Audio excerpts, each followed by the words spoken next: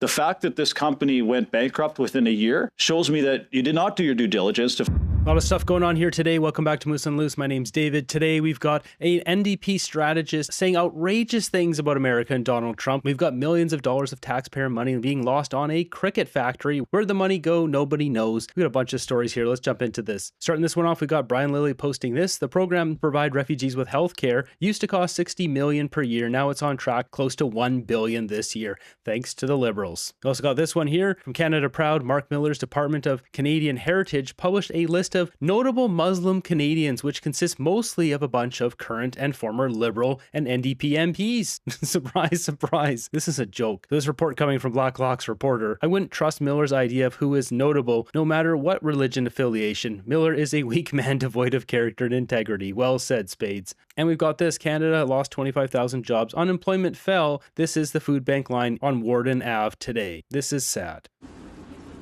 A lot of people are hungry in Canada. This is the new norm.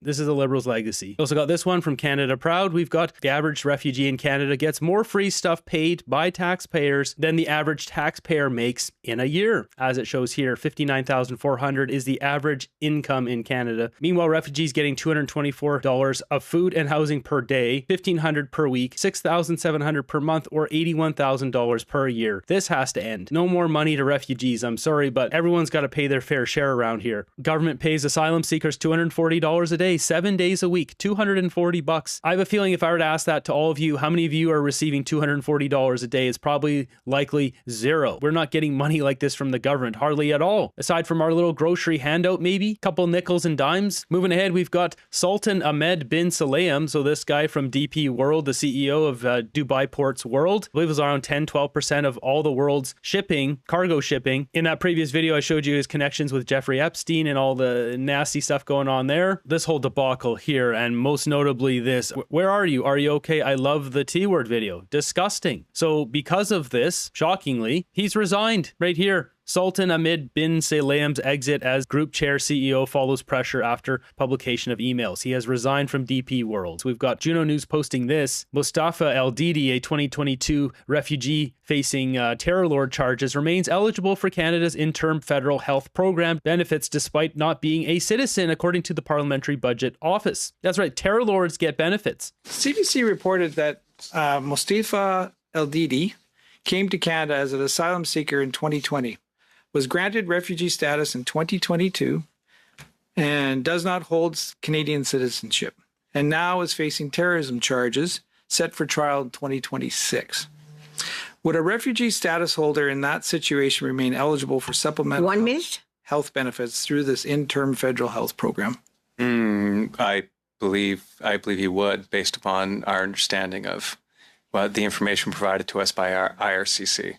So we have someone that's he's suspected of terrorism and he's still on this program. Like that is your understanding, right? Like, I mean, that's what I'm reading. That's like, I mean, can you understand why Canadians are really frustrated and mad about this program? Like when you were doing this report, what did you like when you came across these kind of numbers and what was going on here and all these ineligible, bogus type of asylum claims? Like, what was? Do you think this program is totally out of control, or what is your view of the program in general? Well, I think and certainly something that we noted in the report is we do have. It's clear and it's evident that the costs for this program are growing very quickly, and growing more quickly than overall federal spending.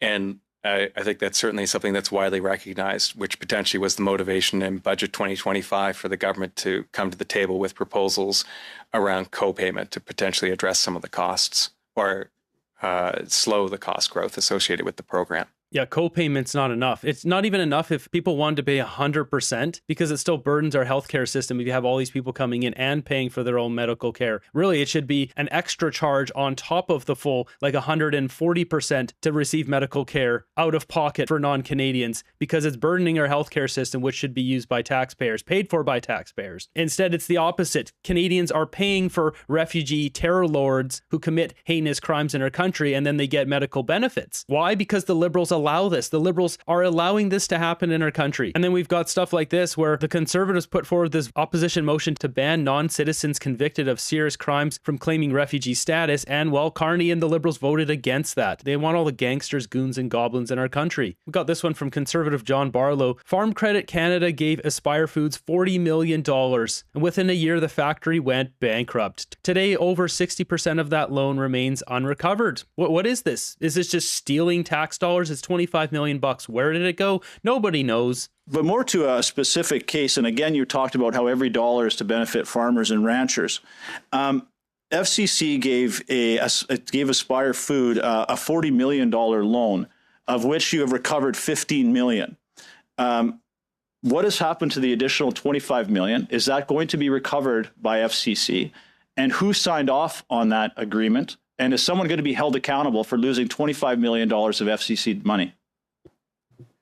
Thank you for the question. And I would like to give the opportunity to Darren Backus, who heads that division of ours that can provide an answer to you in regards to Aspire Foods. What's the purpose of this person's job if they can't answer a question? Full-blown deflection to the guy next to her. You answer this.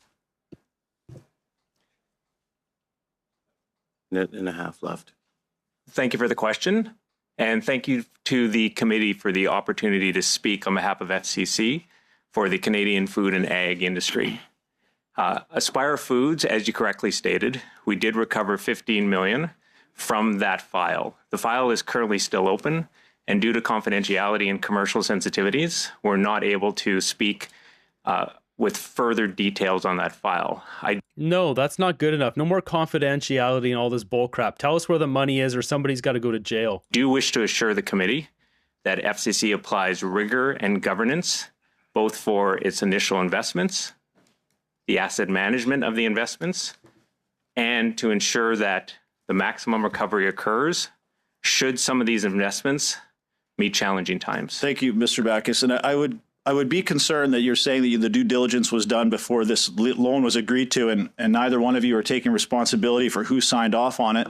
The fact that this company went bankrupt within a year shows me that you did not do your due diligence to find out if there actually was a commercial market for the product that Aspire was making, which is cricket protein. Had you done your due diligence, I think. There it is. It's the cricket protein factory that went belly up. Remember when Trudeau and the Liberals like, guys, check this out. Our new protein for Canada, crickets. Everyone's like, yuck, not eating crickets. I think you would have seen that there was no market. But last... Yeah, as he said, no market. There's no market for cricket protein. Nobody wants to eat that crap. Canada suckered again and again with no one to blame. No wonder investors think twice about investing in Canada. You got to wonder, where did this money go? Did someone just pocket it and just head over to Thailand? Did they put it through a couple of shell corporations? Did they have some consultants that were getting paid millions of dollars to consult on this cricket protein? And now all the money's gone? Where did the money go? Nobody knows. Confidentiality. It's Canadian tax dollars. There should be no confidentiality whatsoever. Jumping over to the CPAC panel, I got to show you this. This guy on the far right here, who's cut off on the screen right now, this guy here, who's an NDP strategist, says one of the most outrageous things I've heard in a long time here. I mean, we've been hearing chatters of this stuff, but basically he's getting asked about who's at fault here. Is it Carney? Is it the Conservatives for being obstructionists? That's the big thing they're running in the media right now. Listen to this. George, how much of it is, if you're looking at what the government hasn't accomplished, how much of it is the government's fault versus the opposition being oppositional? Right, but it's always the government's fault, ultimately. I mean, and I don't say that to be accusatory. Like, it's the government's job to govern. I think I've said that before. I mean, it's a minority parliament. Your job is to figure out how to make that work, and whether that's working. I'm in full agreement with this guy here so far. And just to show you who this guy is, his name's George Soul. Here's his LinkedIn account. I've advised leaders in government, opposition, and private and public sector. I believe solidarity should mean something. Issues should be managed and messages shared simply. And you can see here, NDP Ontario campaign manager. He's currently at On-Step Strategies, and he was the director of communications to the leader of the NDP in 2019 to 2021, as in Jagmeet Singh's director of communications. This guy's suffering from severe TDS. With like the official opposition or one of the smaller parties, that is the job of the government, is to make that work out. And there's always a way to make it work. But if you choose not to, because you want to say, look, we're not able to get our agenda forward, this guy you're scared of is ruining everything, we're going to an election, give us a mandate. then things don't work out, because that's the ultimate goal. And on the flip side, that's again, the Conservatives are now saying we're working because they want to get rid of that argument for Carney to have if they do go to an election. So I think that's the dance, and that's one of the problems we're having. But again, to the other point is that Mark Carney's only real job right now is to be the grown-up at the microphone talking about how scary the world is, and he's doing that relatively well right now. And so I think, again, unprecedented times. It's a very strange time when like the cost of living is hitting everybody hard, but more than that is a genuine possibility that we could be invaded by the United States of America. So people's focus is in a place we're not used to it being. That's right, folks. We're going to be invaded by the United States of America. They're going to roll in the tanks. This is what this guy thinks. Maybe not tanks, but I mean, he said invaded by the United States. That's what he genuinely believes. He just said it here on this panel. And it's interesting, too. Going back earlier there, he talked about being the grown-up and talking about how scary the world is. This is what he genuinely believes Carney should be doing, is fear-mongering Canadians, because Donald Trump is going to come in with the American army and invade us. Like, this is the kind of stuff that creates all sorts of division and fear in our society that doesn't need to be there. This is absolutely ludicrous. And I do wonder, like, to Cole's point on the Conservatives being, cooperative at this point, how much of that is strategy and how much of that is being lost? And feeling this fear of losing caucus members, this fear of the election and trying to reposition. It feels like they're lost, like they're holding things up in committee and they're trying to play nice and with these votes on division in the House. And so I wonder how long that lasts. Because they're going to have to find an identity, and they're going to have to be able to say to Conservatives and to Canadians, what is our value proposition as the official opposition? If all we're doing is kind of quiet and talking about some niche issues, what are we offering Canadians? I'm sorry, niche issues? Were we talking about housing and food? The Conservatives win on this stuff all day, every day. Immigration, they win on that all day, every day. Canadians are going to have to ask why someone like this, we go back, Liberal head of business ops at Spark Advocacy, a polling firm started by Liberals, Bruce Anderson, Adrian Jean Perry Sergas, Bruce Anderson's daughter, Kate Purchase, who is director of communications for Trudeau. Canadians will be asking, why are polling firms so heavily partisan? And I need to add her to this list here. Laura Pennell, welcome to the Moose Chart. Isn't it funny how so many polling firms are Liberal or NDP, but there aren't conservative polling firms? And while we're talking about America, we've got this video here talking about Venezuelans' oil production. Well, they're projecting 30 to 40% growth just this year. Maybe it's time to get that pipeline going to the West Coast. I think in the first year, we'll see pretty significant 30-40% growth in Venezuelan oil production this year. You can continue production growth rate at a pretty good clip. Venezuela does have the largest crude oil reserves, which is the technical concept, much larger than the U.S., but yet we produce 20 times more oil than Venezuela does. So yes, are they underexploited resources? Absolutely. The people of Venezuela are underexploited resources. Here's people with a lot of technical education, a lot of passion for their country that have been living in dire poverty. 8 million have fled abroad. We got to change the game in Venezuela for a win for Venezuelans, a win for America, a win for our hemisphere. Got this one here. This is a written question from the House of Commons, and this was submitted December 9th, 2025. What are we looking at here? Breaking this down. This is a question about Brookfield Asset Management trying to set up what was called the Maple Fund. See here, Maple Fund. This was a $50 billion fund. We have it here. Inside Brookfield's pitch, $50 billion Maple Fund. Brookfield would invest billions in Canadian pension fund dollars in housing, physical and digital infrastructure, renewable energy. They want to use our tax dollars to once again run their business, and then Carney and Brookfield can profit off this. This was shut down well over a year ago, and we've got a question here. It's a multi-part question, but they're basically asking, would this money be moved over to the Canada Growth Fund? Has any government or Canada Growth Fund had any meetings, correspondence, briefings, consultations with Brookfield regarding this? A summary of any documents exchanged? What projects, investments, transactions approved by Canada Growth Fund have Brookfield or Brookfield entities, including for each? Name a project location.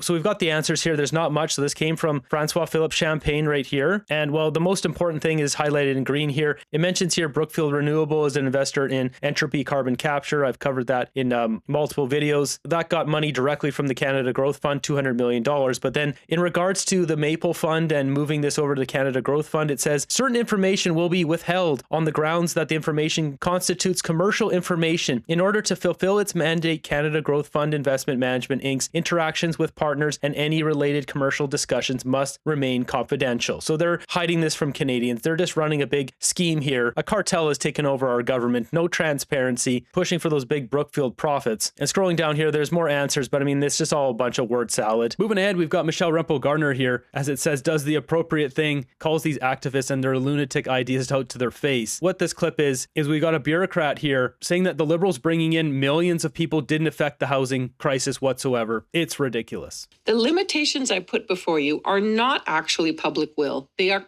government policy.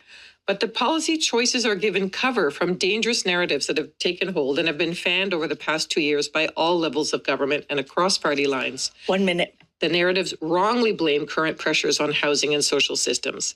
They're not only false, it's dangerous, and it undermines confidence in the immigration and refugee system. Okay, before she gets into it, she said it's dangerous. It's dangerous having someone like this with this kind of mindset in our government. You're telling me bringing in millions of people doesn't affect the housing crisis? Give me a break. Michelle Rempel-Garner, though, absolutely destroys her here. You said earlier, you claim that there's no correlation between rapid immigration growth of the last several years and the decrease of Canada's available housing supply. Is that correct? Yes, more or less. I think they're... So you think that, like, even though we had millions of people come in, that had no impact on housing supply or prices in Canada?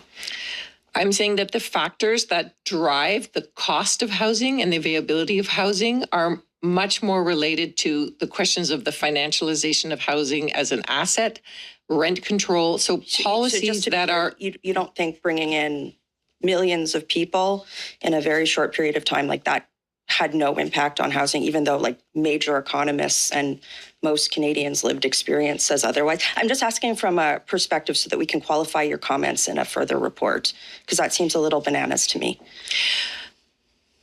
So I appreciate that there's a sort of a natural logic of input supply must have an immediate effect on demand. And I am sure in specific markets that there I have left. She still didn't even want to fully admit it. She's just like, well, there's an element of it, but bring in millions of people, housing supply is going to disappear, and then it's the supply and demand from there. Obviously, there's other factors as well, but this is not rocket science here. Bringing in 3 million people a year and building 250,000 houses a year, obviously, it's going to create a big crisis. Another expert without a clue. Yep.